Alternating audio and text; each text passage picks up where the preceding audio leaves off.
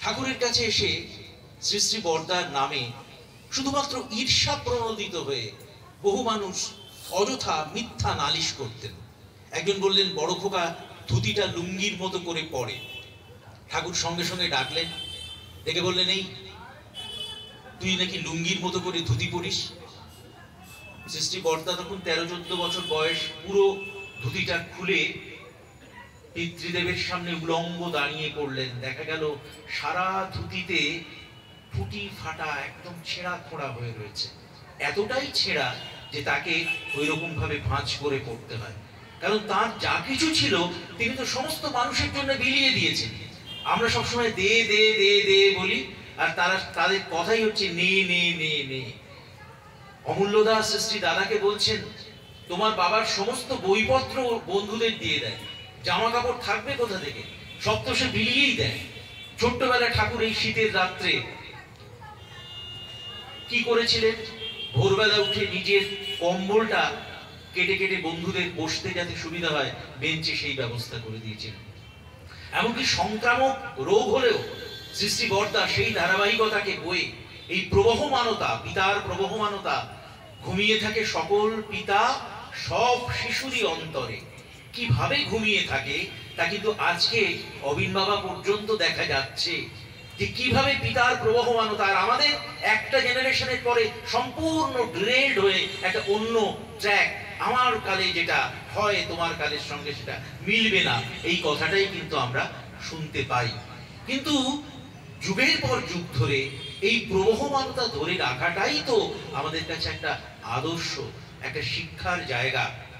ঠাকুর বলতেন, মা আমাকে খুব মারত, খুব কষ্ট দিত, কিন্তু আমি মাকে চিরকাল ভালোবেসে গেছি। শ্রী শ্রী দাদাকে একদিন ডেকে বলছেন, কিন্তু তোর বাবা আমার এত সেবা করেছে, আমাকে এত ভালোবেসেছে, অমন ভালো পৃথিবীতে আর কেউ বাসেনি, আমার সব কষ্ট তোর বাবা ঘুচিয়ে দিয়েছে। শ্রী শ্রী বরদা ঠিক শ্রী শ্রী ঠাকুরের আদর্শের অনুসারী কেমন ছিলেন তার আদর্শ প্রমাণ পাওয়া যায়।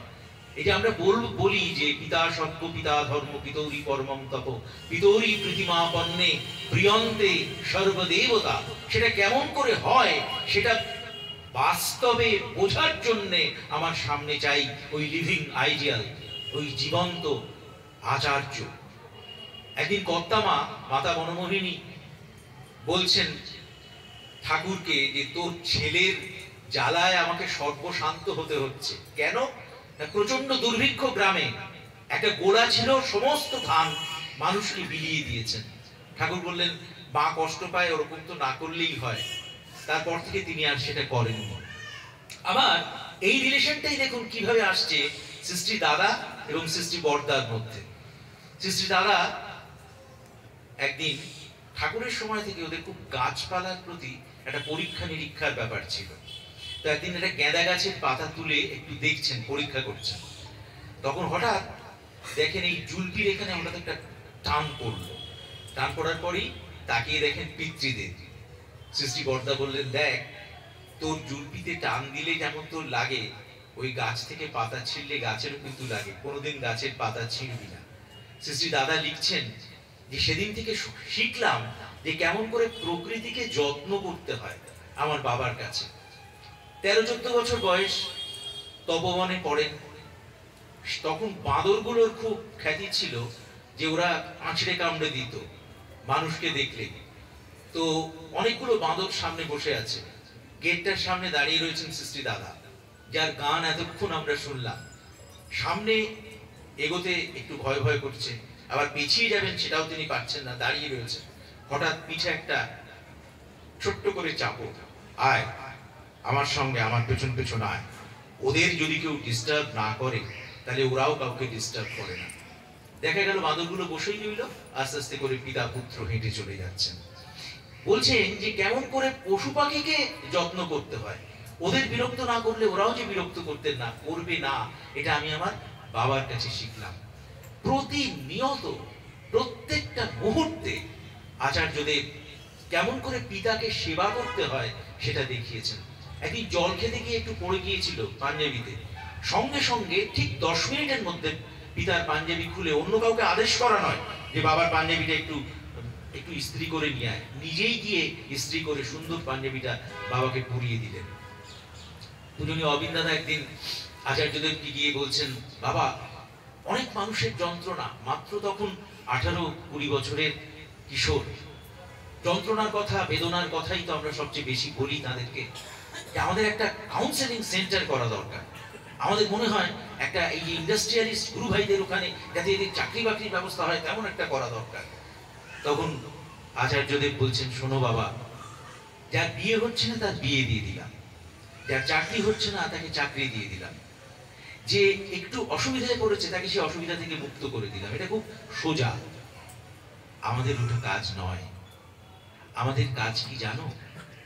যে আত্মবিশ্বাসটা সে হারিয়ে ফেলেছে, যে আত্ম উজ্জীবন সে খুঁজে পাচ্ছে না, তার ভেতরে সেই জায়গাটা জাগিয়ে তোলা, যাতে সে নিজেই নিজের সমস্যার সমাধান করতে পারে।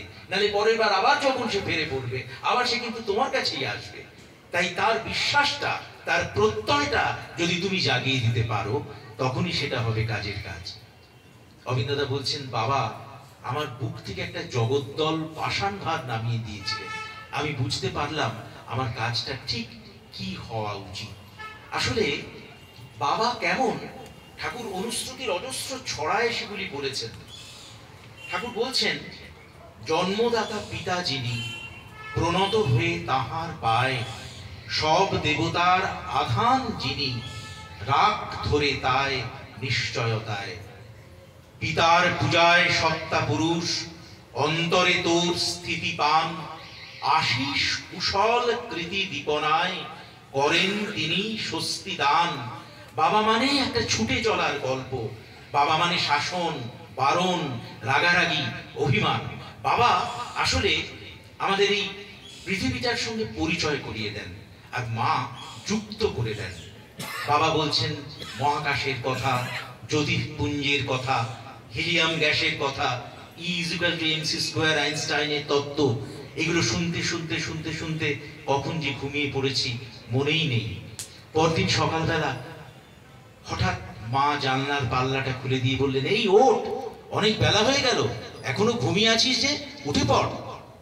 দেখলাম এক ঝাঁক শীতের রোদ্দুর আমার কম্বলের ওপরে এসে পড়ছে। মনে হচ্ছে মাই যেন ওই রোদ্দুর হয়ে আমাকে আঁকড়ে ধরেছেন। এইভাবে মা জগতের সঙ্গে যুক্ত করে দেন। বাবা মা আছেন বলেই অতল জলের আহ্বান আমরা শুনেছিলাম, আমরা জেনেছি আমার ইষ্ট নির্দেশ কি, আমার আচার্য পরম্পরার অনুধ্যায়িতা কেন প্রয়োজন।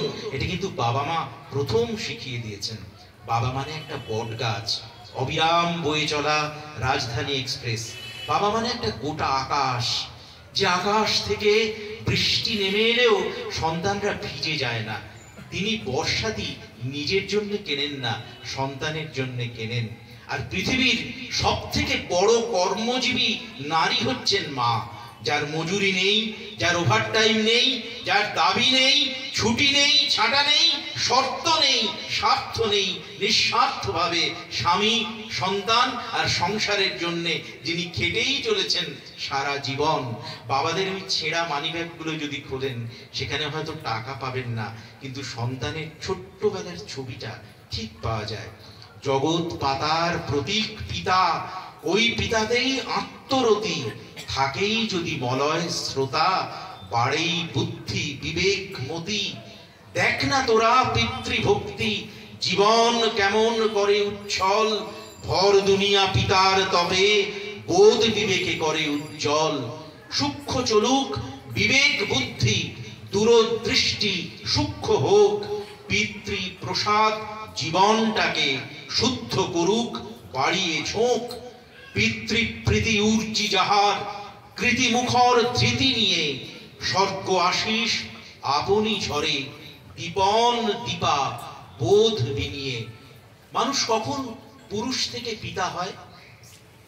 যখন মানুষ তার সহধর্মিনীর কাছে শোনে, জানো আমি না মা হতে চলেছি, ঠিক তখন টপ টপ করে আনন্দাশ্রু ঝরে পড়ে তার চোখের কোল থেকে। ঠিক তখন একজন মানুষ একটা সাধারণ পুরুষ থেকে পিতা হয়। যখন নার্স কয়েক পাউন্ড ওজনের একটা মাংসপিণ্ডকে তার হাতে তুলে জবাবদিহির প্রচন্ড দায় চাপিয়ে দেয়। আর তখন একটু কাঁপা কাঁপা হাতে পিতা যখন তুলে নেন ওই মাংসপিণ্ডটাকে, তখন একজন পুরুষ পিতা হয়ে ওঠেন। যখন সারা রাত ডায়াপার পাল্টে দিতে হয়, বারবার দেখেন যে আমার হাতটা বা পাটা ওই বাচ্চাটার উপরে পড়ে যায়নি তো, আর চিৎকার করে যখন কাঁদে, তখন সহধর্মিণীকে বলেন, শোনো, আমি একে সামলে নিচ্ছি, তুমি একটু ঘুমিয়ে নাও, সারাদিন অনেক পরিশ্রম করছো। তখন মানুষ পুরুষ থেকে পিতা হয়। এক খুশিতে একেবারে চোখে সর্ষে ফুল দেখাতে পারে 82 শিক্ষার ওজনের সেই মানুষটি যখন সন্তানের সঙ্গে খেলতে খেলতে তার আলতো একটা ছোট্ট খুশিতে একেবারে মাটিতে লুটিয়ে পড়ে, তখন মানুষ পুরুষ থেকে পিতা হয়। যখন অফিসের বস সবাইকে নানান রকম হুকুম দেন, সবাই তামিল করে, তখন স্কুলের পেরেন্ট টিচার্স মিটিংয়ে গিয়ে মাথা নিচু করে চোখে একেবারে যাই হোক আশ্চর্য নতজানু ভাব নিয়ে যখন সে শোনে তার গার্জিয়ান মিটিং এর কথা, কি বলছেন দিদিমণি, তখন একজন মানুষ পুরুষ থেকে পিতা হয়। অবিরাম পার্টি করা, বন্ধু বান্ধব নিয়ে আড্ডা করা মানুষটির পা যখন বাধ্য হয়ে বাড়ির দিকে ছুট লাগায়, তখন একজন মানুষ আস্তে আস্তে করে পুরুষ থেকে পিতা হয়ে ওঠে। আমাদের কালে এটা ছিল না, বুঝলে, জেনারেশন গ্যাপ, তোমরা বোঝো না, আমাদের কালটা বদলে গেছে, এটা 21 শতক। একদিন নিজের বাবাকেও এই কথাগুলো বলেছিল বলে সন্তানের কাছে এই কথাটা শুনে যে মানুষটা আস্তে আস্তে করে নিজের বাবার কাছে ক্ষমা চায়, তখন একজন মানুষ পুরুষ থেকে পিতা হয়ে ওঠে।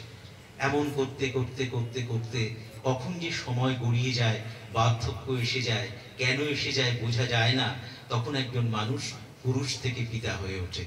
একেবারে BMW ছাড়া চলেন না, কখনো সিয়ালো মাতিস এই ছাড়া গাড়ি চলেন না। সেই মানুষটা যখন সন্তানের নড়বড়ে সাইকেলের পেছনটা ধরে ঊর্ধ্বশ্বাসে দৌড়তে চেষ্টা করেন এবং লেঞ্চে লেঞ্চেও পরম আনন্দ পান, তখন একজন মানুষ পুরুষ থেকে পিতা হয়ে ওঠেন। অনেক বড় হয়েছি, যুবক বয়সে বাবাকে বললাম, বাবা এই 2 ঘন্টা ধরে তুমি ব্যাংকে বসে আছো, অনলাইনটা শিখলে না? বাবা বললেন, শিখলে কি হবে, আরে সময়টা তো বাঁচতো। আচ্ছা সময়টা বাঁচিয়ে তোমরা কি করো বাবা? সারাদিন তো ওই লাইক কমেন্ট শেয়ার নিয়ে টেপাটেপি করছো মোবাইলে। সত্যিকারের ভালো কিছু করো কি? সত্যিকারের ইষ্ট নির্দেশে এই যে আচার্যদেব এবং গোবিন্দ দাদা বলছেন ঘরে ঘরে যাও, এটা তোমার ডিভাইস পারবে? ডিপি ওয়ার্কস করতে গেলে মানুষ প্রয়োজন। তোমার ডিভাইস হয়তো একটা মানুষের পাসওয়ার্ডকে জানতে পারে, কিন্তু সেই মানুষটাকে চেনে না। তোমার অ্যাপস হয়তো তার বাড়ির ঠিকানা জানতে পারে, কিন্তু রাস্তায় পড়ে থাকলে সেই মানুষটাকে ঘরে পৌঁছে দেয় না। আমি মানুষের সাহচর্য চাই বাবা, অনলাইন আমাকে সেইটা এনে দেবে না। তুমি বলছো যে আমি টেকনোলজি মানি না, মানতেই হবে। যে তাকে ব্যবহার করছে তার উপর সেটা ডিপেন্ড করে। যেমন এই দুটো হাতে কারো গলা টেপা যায়, উড়ান দিতে পারো আকাশে, জাহাজে সমুদ্র শাসন করতে পারো, নাচের মুদ্রা ফোটাতে পারো, আবার দলিলও জাল করতে পারো। আগুনও ঠিক যেমন, তুমি কেমন করে ব্যবহার করছো ডিভাইসকে তার উপরে নির্ভর করে। আচ্ছা তুমি তোমার শেষ কবে তোমার জেঠির খোঁজ নিয়েছিলে বলো তো? তোমার পিসি যে অনেকদিন অসুস্থ হয়ে বেডরিডেন হয়ে রয়েছে, একবারও খোঁজ নিয়েছিলে? আমি কিন্তু বাবা 5 মাইল হেঁটে যেতাম আমার আত্মীয় স্বজনের কাছে। আমার ঠাকুর শিখিয়েছেন, সম্বন্ধে বদ্ধ না রইলি তুই, আত্মীয় বা বান্ধব সহ অনুকম্পা ওরে কোথা পাবি তুই, জীবন হবে রে দুর্বহ। আমি সেটা মনে রাখি।